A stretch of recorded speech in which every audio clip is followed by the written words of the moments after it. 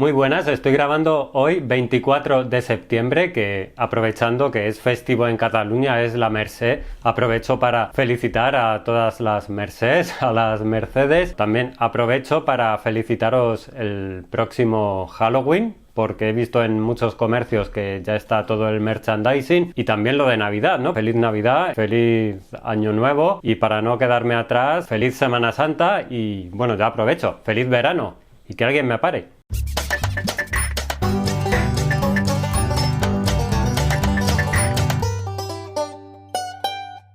Muy buenas, ¿qué tal estáis? Yo soy Juan Carlos, esto es Talk Libros. Creo que la última vez que nos vimos fue en ese directo realizado junto con mi hermano, ese Monolitok, que próximamente va a tener un nuevo capítulo. Espero que nos vayáis siguiendo por ahí porque, bueno, es una experiencia distinta, divertida, y de momento estamos contentos con lo que está saliendo. Pero hoy estamos aquí para otra cosa, estamos para hablar de 6 de mis últimas lecturas. Ya sabéis que siempre me estoy quejando mucho últimamente porque voy juntando lecturas, pero hoy voy a intentar grabar 2 vídeos. Es decir, en el vídeo de hoy os voy a hablar de 6 lecturas y en el siguiente otras 6. Así ya saco casi todas esas lecturas pendientes o esos vídeos pendientes que tengo. Y en realidad, en el vídeo de hoy no os voy a hablar de 6, sino de 7, porque uno de los libros es un abandono y tampoco voy a hablar demasiado de él, pero bueno, para que sepáis cuál es, lo vamos a dejar para el final. Primero vamos a hablar de lo bueno, o al menos de los libros que he terminado. Y para no hacer el cuento largo, vamos a empezar. El primer libro de esta tanda nos va a llevar a Argentina y en este caso os quiero hablar de Opus Gelber de Leila Guerriero. Bueno, en este libro Leila Guerriero nos va a adentrar en la vida y en la mente de uno de los músicos más destacados y excéntricos de toda Argentina, Bruno Gelber. Este hombre es considerado como uno de los mejores pianistas del siglo XX. Yo no sé cómo se pueda catalogar un libro como este, si biografía, ensayo, porque incluso a veces da la impresión que estuviésemos leyendo una novela. Creo que esta hibridación que logra la autora consigue de alguna forma desentrañar la compleja personalidad de un hombre que ha dedicado su vida por completo a la música. Y el resultado es un retrato apasionante de una figura que parece totalmente atemporal y única. Bruno Gelber nació en 1941 y ya desde temprano quedó claro que su vida estaría marcada musicalmente. Su madre era pianista y fue su primera maestra, y a los 7 años Bruno Gelber ya estudiaba con Vincenzo Scaramuzza, quien también formó a otros grandes pianistas como por ejemplo Marta Argerich, amiga por cierto de Bruno Gelber y a quien este siempre ha admirado. La carrera de Gelber despegó cuando tenía 19 años, al ser finalista en un concurso internacional de piano celebrado en París. Y desde ese momento se consolidó casi como un niño prodigio que encandilaba al público con su piano. Sin embargo, el camino hacia la cumbre no fue llano, ni mucho menos. A los 15 años, Gelber contrajo poliomielitis, una enfermedad que le obligó a pasar meses inmovilizado y que de alguna forma ha marcado su vida. A pesar de ello, y durante los primeros meses de la enfermedad, él continuó tocando desde su cama, aún con la pierna inmovilizada, practicando hasta 12 horas diarias. Creo que esto demuestra la fortaleza de un carácter que nunca admitió la derrota. Bueno, lejos de ser un simple relato biográfico, creo que Opus Gelber se sumerge en las continuas excentricidades que componen el universo personal de Bruno Gelber. A través de una serie de entrevistas que Leila Guerriero mantuvo durante meses, el lector será testigo de un hombre que se mueve entre la genialidad y el capricho, entre el encanto y también la arrogancia. Gelber vive en un apartamento de Buenos Aires, repleto de antigüedades, y resulta un espacio tan atemporal como él mismo. También resulta un espacio que lo aleja de las preocupaciones mundanas y casi diría del paso del tiempo. Entre sus manías, por ejemplo, él siempre se negó a tocar un repertorio moderno. Siempre fue un artista más apegado a lo clásico, con devoción hacia figuras como Beethoven, Brahms o sobre todo Schumann. Para él la música no es solo una forma de arte, sino casi una religión, una misión sagrada que demanda sacrificio y perfección intransigente. Esta visión tan purista lo ha convertido en una figura tanto venerada como discutida en todo el ámbito musical. Pero no todo en Gelber es rigurosidad y seriedad, ni mucho menos. El libro también muestra su faceta más lúdica y a veces incluso tiránica. Se describe como alguien que disfruta enormemente largas conversaciones que estén llenas de anécdotas, pero que también puede tornarse impaciente o incluso despectivo ante la más mínima distracción. Es un hombre que exige una lealtad y atención absolutas, y no solo de su público, sino también de las personas que lo rodean. Hablaba antes del paso del tiempo, ese tiempo que Gelber parece querer detener y dominar un tanto a su antojo, creando un mundo en un escenario espaciotemporal único y apenas salir de ahí. Y creo que esto es lo que principalmente eleva a este libro, donde nunca sabemos si el personaje que Gelber ha creado de sí mismo, de manera no sabemos si consciente o no, devora a la persona o le deja cierto protagonismo. Y esto es algo que resulta fascinante y, por supuesto, creo que no cualquiera podría ser protagonista o dar lugar a un libro tan personal como este. Y Leila Guerriero domina este arte como nadie. Bruno Gelber parece obsesionarse con ella y casi adoptarla como mascota, de alguna forma, mostrándola en todo momento a sus conocidos y creando un vínculo que parece muy especial. A pesar de ello, y si no tengo entendido mal, creo que al pianista no le terminó de gustar el libro una vez publicado, y creo que tal vez es porque lo desnuda como nadie lo había hecho antes, porque se muestra esa vulnerabilidad y se abre una rendija por la que ese mundo oculto podría quedar expuesto. Bueno, sea como sea, a mí Opus Gelber es un libro que me ha encandilado, me ha encantado, no conocía la figura de este pianista y me ha encantado conocerla a través de las letras de Leila Guerriero. Nos vamos a Estados Unidos para hablar de este libro que se titula Querida amiga, desde mi vida te escribo a tu vida, escrito por Ji-Jun Lee. La traducción corre a cargo de Virginia Higa. Bueno, por ejemplo, para Peter Orner, Ji-Jun Lee es una de las mejores escritoras de la actualidad. Y lo cierto es que leyendo este libro observo muchísimas semejanzas con esos pequeños ensayos literario-personales de Orner. De hecho, podría decir que Ji-Jun Lee es casi como Peter Orner, pero mucho más oscura. En la contraportada se dice que en este libro Ji-Jun Lee entrelaza memorias y relatos personales con un recorrido por los escritores que la han acompañado durante su vida. Creo que esto es muy cierto, pero aunque continuamente hay menciones a esos escritores y a esos libros, diría que quedan un tanto difuminados ante la personalidad o la emocionalidad de la autora. Creo que este libro es un mirar adentro, muy adentro, y sobre todo sacar lo que se ve en forma de páginas y reflexiones sobre, por ejemplo, el porqué del coqueteo con el suicidio.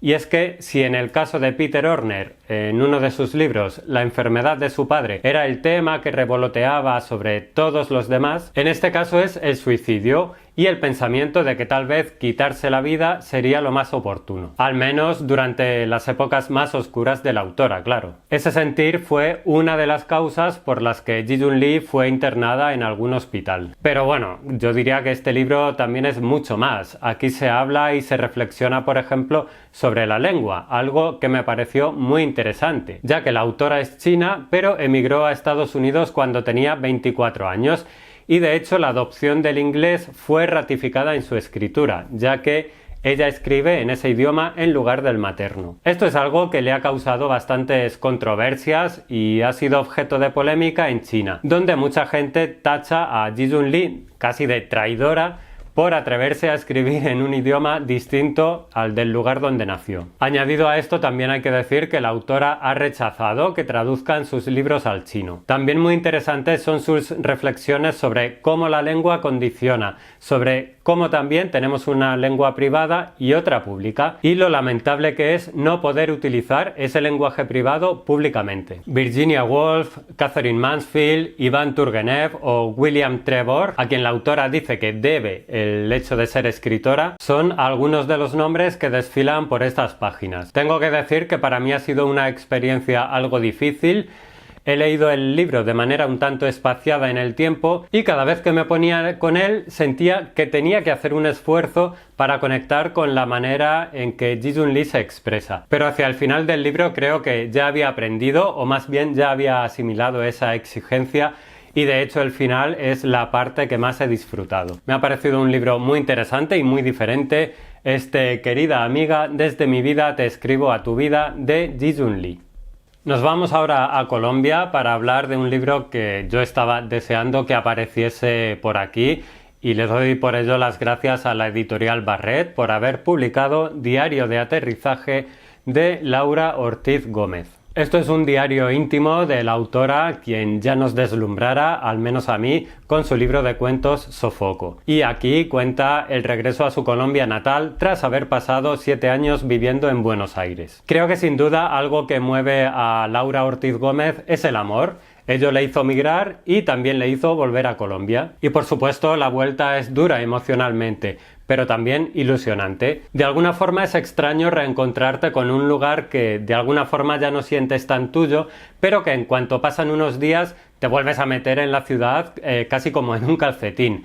De alguna forma es como si el tiempo no hubiese pasado. Aquí está el contraste de descubrir lo que ha cambiado, pero sentir que en realidad no ha cambiado nada. Pero en este libro, más allá de esos toques emocionales hacia el lugar, lo que encontramos es mucha introspección. Y creo que hay que agradecer a la autora sobremanera que se desnude, que saque las tripas, que se muestre tan torpe como una niña pequeña que quiere estar siempre al amparo de su madre. A mí hay 2 pasajes en el libro que me tocaron especialmente. Uno de ellos es el que dedica a su hermana. Su hermana es terapeuta y es la que siempre ha sabido sostener a todos. Y hay un momento en que esta hermana se rompe. Y claro, Laura entra en shock porque nunca la había visto así. Es como que de repente ese sostén se quiebra y el suelo ya no resulta firme. En el otro pasaje que me encantó habla de su gata que, claro, es un animal, pero también sufre ese estrés de tener que cambiar de país, de las nuevas rutinas, de encontrar los lugares que tiene que conocer. Y hay un momento en que la autora lo narra de manera desgarradora, como este animal, como esta gatita,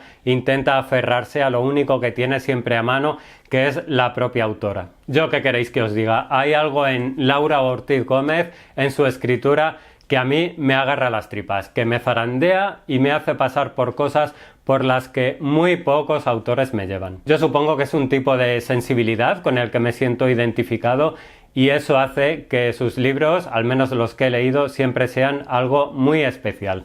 Así que por mi parte, recomendadísimo este pequeño diario de aterrizaje de Laura Ortiz Gómez.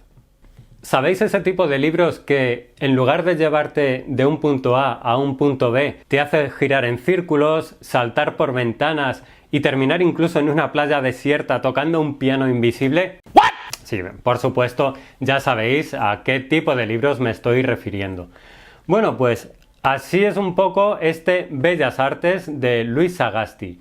Este es un libro raro, sí, pero raro en el buen sentido. Casi como esos sueños que no entiendes, pero que te dejan pensando durante todo el día. Bellas Artes es una colección de historias, ensayos y reflexiones que están entrelazados por un hilo invisible y que es, en realidad, la belleza en medio del caos. Luis Sagasti no se conforma con contarnos una historia.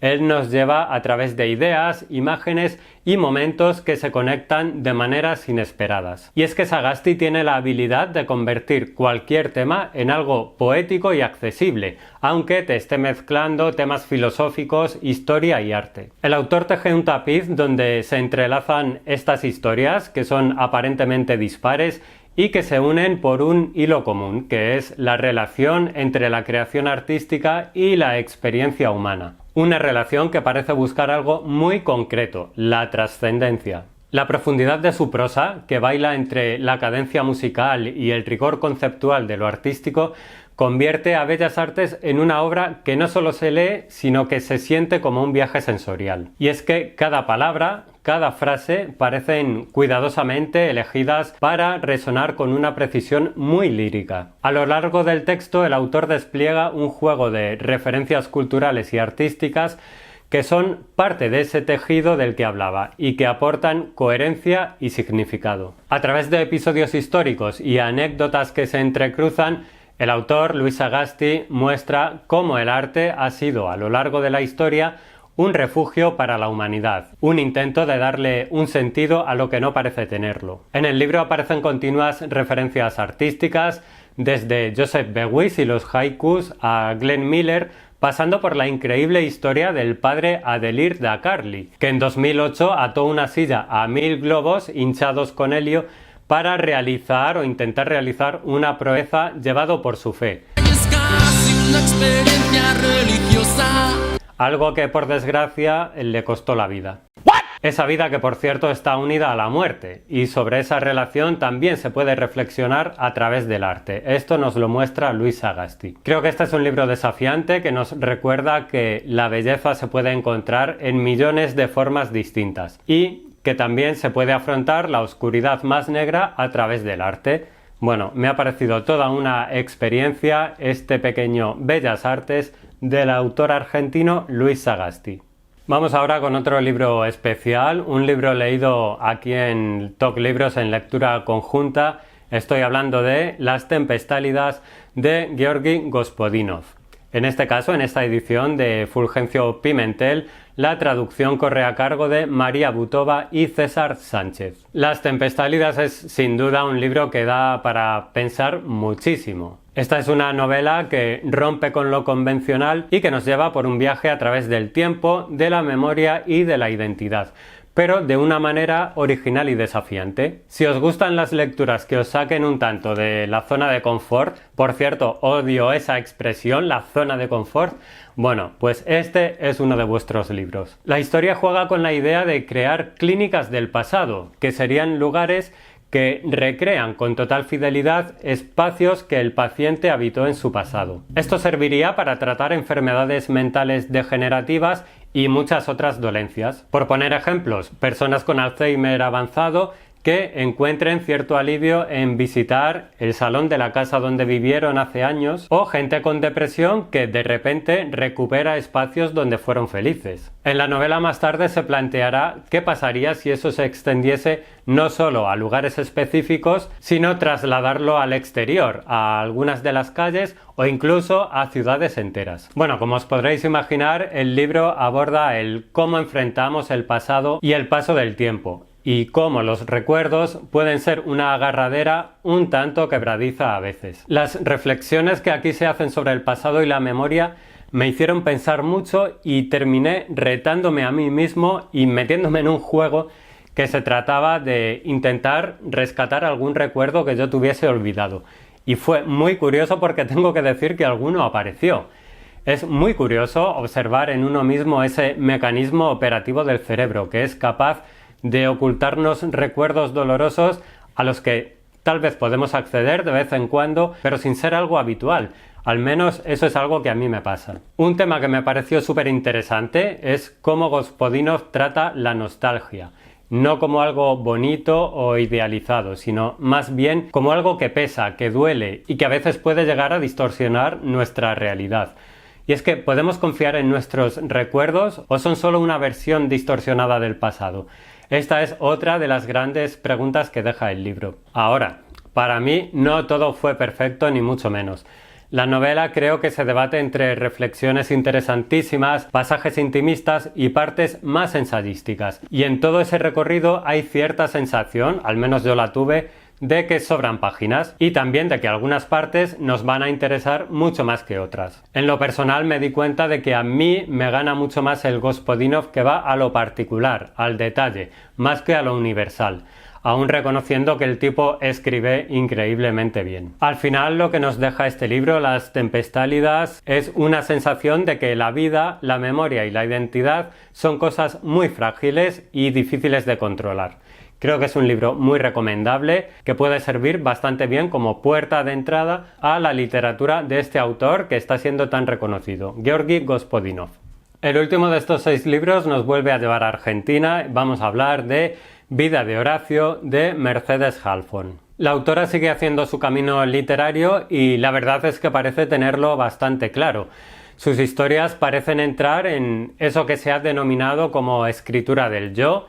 Ya sabéis que a mí, no me gustan demasiado las etiquetas, aunque creo que esta define bastante bien la obra narrativa de esta autora argentina, Mercedes Halfon. En esta ocasión la figura central será el padre, una figura que a veces se muestra un tanto idealizada y otras enigmática, casi como un misterio por resolver mediante pequeñas piezas, imágenes, recuerdos y cualquier cosa que sirva como pegamento para tener la memoria más completa posible del progenitor. Que este sea el centro de la novela es algo importante, pero también creo que sirve como excusa o como espejo para crear la propia historia de la autora. Porque los recuerdos que sirven para desentrañar al padre también funcionan como un álbum de la propia infancia, de cómo se van formando una personalidad, unos intereses o una curiosidad por el mundo única y personal. Por ahí he leído que el libro se enfrenta un poco al desafío de cómo contar algo propio sin que esa cercanía afecte al relato. Y personalmente creo que esta autora comienza a estar muy curtida en este tipo de retos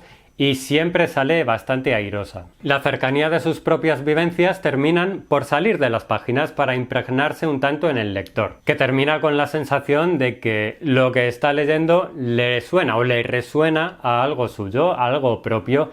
Siempre va a terminar encontrando esos elementos con los que identificarse y creo que así siempre es más sencillo y placentero leer. Pero además en esta ocasión ese retrato familiar sirve también como un retrato de la sociedad argentina de los años 70, de cómo se vivía, de cómo se pensaba y de cómo se actuaba políticamente, porque era casi imposible no implicarse cuando en esa época la democracia se sostenía en bases bastante endebles y trataba de afirmarse fuese como fuese. Dicho esto, diría que entre los 3 libros que he leído de Mercedes Halfon, este es el que menos me ha gustado. Tal vez en El trabajo de los ojos y Diario pinchado, la autora se mostraba algo más concisa y aquí aparecen elementos que tal vez no cohesionan tan bien como en esos 2 libros. Por eso creo que ahora mismo recuerdo menos Vida de Horacio que, por ejemplo, Diario pinchado, a pesar de haber leído el primero más recientemente. De todas formas, esto no quiere decir que Vida de Horacio sea un mal libro, ni mucho menos.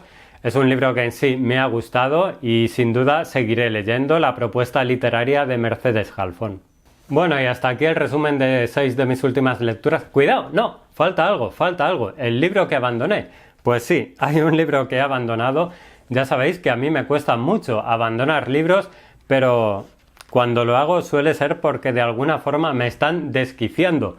Y eso me pasó con este libro, con Nadar, de Marian Apostolides. Bueno, en este caso la traducción corre a cargo de Silvia Moreno Parrado. ¿Y por qué? ¿Qué es lo que me ha terminado desquiciando de este libro que comencé a leer hace unos meses y sinceramente no sé deciros de qué va? Leí unas cuantas páginas, de hecho es un libro corto, no llegué ni a la mitad. En este caso es la forma, o no sé si la forma, el estilo, o más bien los elementos con los que la autora escribe sin parar. Y es una auténtica constante. Os voy a dejar alguna imagen de alguna página y es que en todo momento la autora hace un uso desmedido de guiones, de barras laterales, de acotaciones que la verdad yo no sé si tienen algún tipo de sentido.